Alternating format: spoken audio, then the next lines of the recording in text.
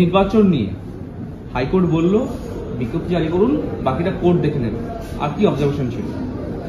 দেখুন, ছাত্র সংসদ নির্বাচন নিয়ে দীর্ঘদিন ধরে গড়িমসি চলছে এবং রাজ্য সরকার মূলত যে পয়েন্টটাকে বারবার কোর্টের কাছে পোট্রে করতে চাইছে, যেহেতু এখানে ভিসির একটি ভূমিকা রয়েছে এবং ভিসি সম্পর্কিত বিষয় যেহেতু সুপ্রিম কোর্টে পেন্ডিং রয়েছে, সেই কারণে এটা করা যাচ্ছে না।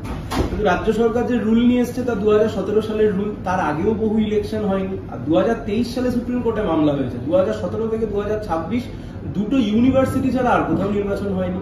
ফলে সব শুনে আজকে আদালতের যে পর্যবেক্ষণ, আদালত যা নির্দেশ দিয়েছে রাজ্য সরকারকে যে আপনি দরকারে বিজ্ঞপ্তি জারি করুন, বাদবাকিটা আদালত বুঝে নিচ্ছে।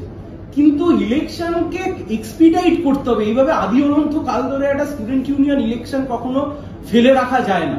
এবং আদালত আজকে প্রকাশ করেছে, আদালতের যা মত তা একদম নির্দিষ্টভাবে রাজ্য সরকারকে জানিয়েছে। রাজ্য সরকারের যিনি আইনজীবী ছিলেন আমাদের কথা শুনবার পরে, যে আদি অনন্ত কাল ধরে এই জিনিসকে ডিলে করা যায় না, এইগুলোকে শিল্ড করা যায় না। যদি কোনো অসুবিধা থেকে থাকে আপনি আগে বিজ্ঞপ্তি তো জারি করুন, তারপর যেখানে আটকাচ্ছে আমরা সেখানে যাব, আমরা সেখানে ঢুকবো, কিন্তু স্টুডেন্ট ইউনিয়ন ইলেকশন করতে হবে।